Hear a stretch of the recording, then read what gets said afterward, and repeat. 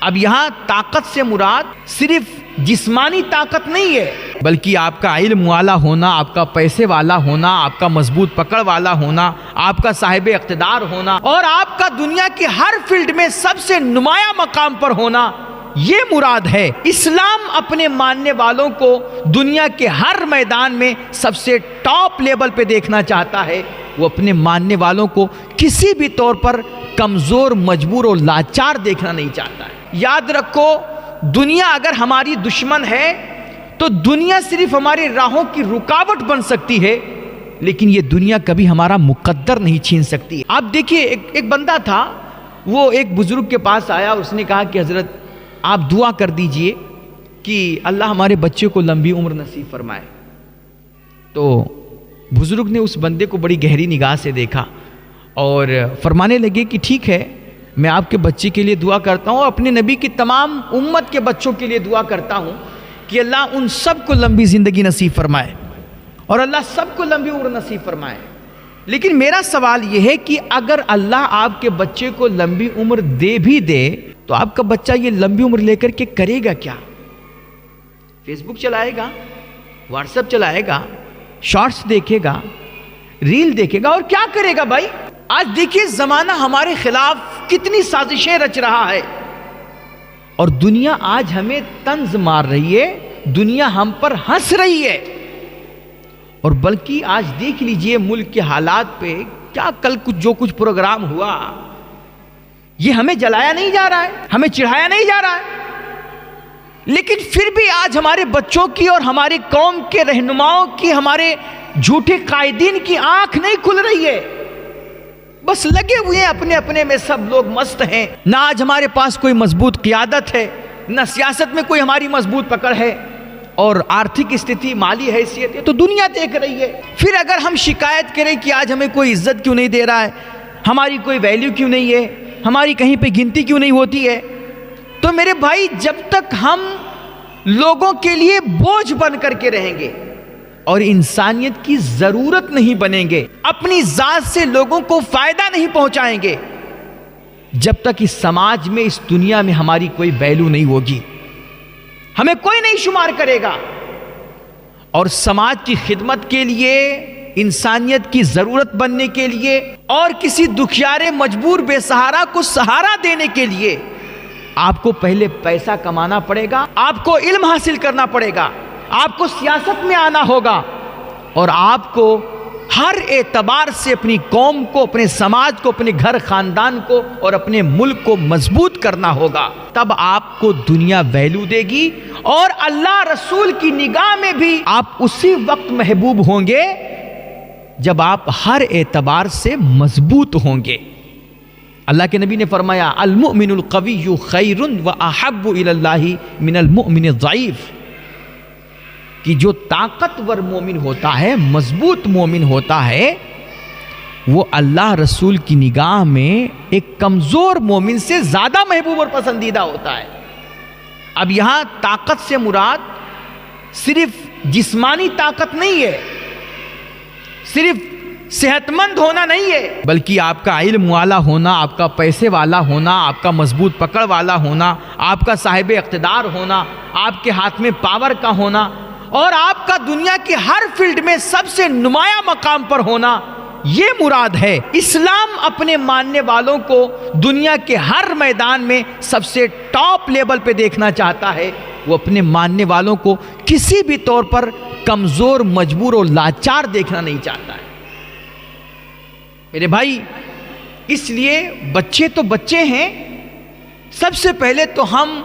بڑوں کو، ہمارے قائدین کو، ہمارے علماء مشائخ کو، ہمارے پڑھے لکھے دانشوروں کو سر جوڑ کر کے ان تمام چیزوں پہ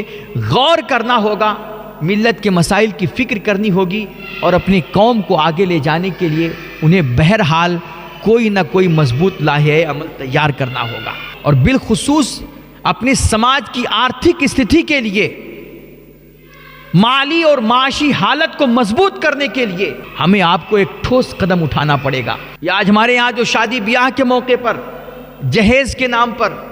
مہندی کے نام پر، منگنی کے نام پر، بیجا رسم و رواج اور خرافات کے نام پر یا پھر عرس قوالی اور بے سود محفلوں کے نام پر یہ جو لاکھوں لاکھ روپے پانی کی طرح بہائے جا رہے ہیں، میرے بھائی ہمیں اس پہ قدغن لگانا پڑے گا، اور ہمیں اپنے پیسے بچا کر کے ان مفید کاموں میں لگانا ہوگا کہ جس سے پوری انسانیت فائدہ اٹھائے اور پوری قوم، برادری، سماج اور ملک کو اس سے نفع حاصل ہو۔ آج جو غریب بچے ہیں غربت کی وجہ سے پڑھائی نہیں کر پا رہے ہیں، اگر اللہ نے ہمیں نوازا ہے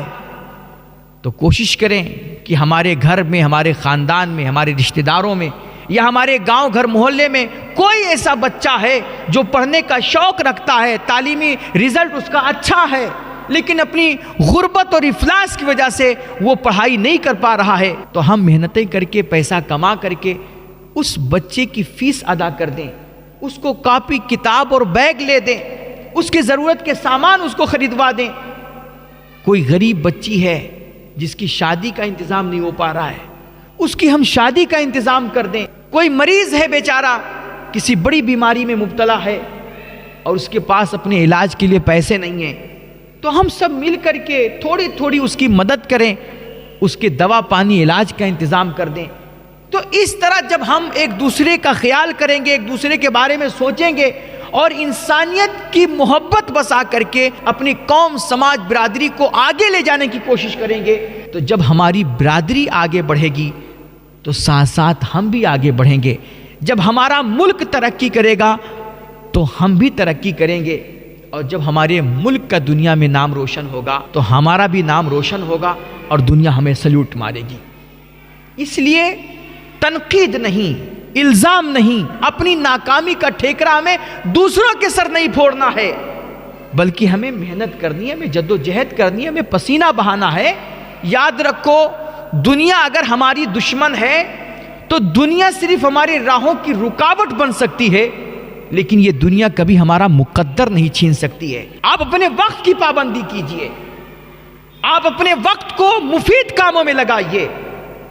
آپ آگے بڑھنے کے اسکل سیکھیے، نئے نئے طریقے ڈھونڈیے اور اپنے اندر ہنر اور قابلیت اور صلاحیت پیدا کیجئے۔ یہ دنیا آپ کو روکنے کی لاکھ کوشش کر لے، لیکن منزل آپ کو مل کر کے رہے گی اور کامیابی ایک دن آ کر کے آپ کا قدم چومے گی۔ میں بھی مثال اسی زہران ممدانی کی دوں گا کہ ان کو روکنے کے لیے کیا کم طاقتیں لگائی گئیں، کیا ان سے کم دشمنی کی گئی؟ کہتے ہیں سلام ٹی وی کی رپورٹ کے مطابق 2 ارب 22 کروڑ روپے اس ایک زہران ممدانی کی آواز کو دبانے کے لیے صہیونی طاقتوں نے خرچ کیا، لیکن پھر بھی اس کی محنت، ان کی لگن، ان کی حکمت عملی، اور جبکہ کھلم کھلا انہوں نے اعلان کیا کہ میں فلسطین کا سپورٹر ہوں، میں مسلمان ہونے پہ فخر کرتا ہوں، ان تمام چیزوں کے باوجود ان کو بہرحال کامیابی ملی، ان کی محنتوں کا صلہ ان کو اللہ نے عطا فرمایا اور وہ نیو یارک کے میئر بن گئے۔ تو ہم اور آپ بھی اگر خلوص کے ساتھ، لگن کے ساتھ جانفشانی کریں گے، محنت کریں گے، پسینہ بہائیں گے، تو یہ مت سمجھو کہ آپ کی محنتوں کو اللہ ضائع کر دے گا اور دشمن طاقتیں آپ سے آپ کا مقدر چھین لے گی۔ اٹھ باندھ کمر کیوں ڈرتا ہے، پھر دیکھ خدا کیا کرتا ہے۔ کہتے ہیں محنت میری اور رحمت اس کی۔ آپ پہلے ہمت تو کیجئے، قدم تو بڑھائیے، محنت کر کے دیکھیے، جب اللہ آپ کو آپ کی محنت کا صلہ نہ دے تب پھر آپ آگے بات کیجئے گا۔ اللہ ہم سب کو عمل کی توفیق بخشے، خوش رہیں، خوشیاں بانٹیں۔ وآخر دعوانا الحمدللہ رب العالمین۔ السلام علیکم ورحمۃ اللہ۔